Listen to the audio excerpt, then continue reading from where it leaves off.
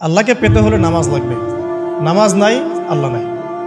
ওয়াস্তাঈনু বিস-সাবরি ওয়াস-সালাহ, তোমরা সবর এবং সলাতের মধ্য দিয়ে আল্লাহর সাহায্য প্রার্থনা করো। আমরা এই জন্য নামাজে বলি ইয়াকা না'বুদু ওয়া ইয়াকা নাস্তাঈন, আমরা শুধু আপনারই ইবাদত করি এবং আপনার কাছেই সাহায্য প্রার্থনা করি। আল্লাহকে পেতে হলে নামাজের কোনো বিকল্প নাই। যে ব্যক্তি নামাজ পড়ে না আল্লাহর সাথে তার কোনো সম্পর্ক নেই, নো কানেকশন। আপনি যে কোনো কিছু চাচ্ছেন সেজদায় পড়ে আল্লাহর সামনে আত্মসমর্পণ করেই চাইতে হবে। मेरा जो YouTube चैनल है आप इसको सब्सक्राइब कीजिए। देखिए ऐसी बात है कि आपके सपोर्ट के बिना कुछ भी नहीं हो सकता। लोग कहते हैं कि मेरे एक सब्सक्राइबर से क्या हो जाएगा, आपके इस एक सब्सक्राइबर से बहुत कुछ हो जाएगा।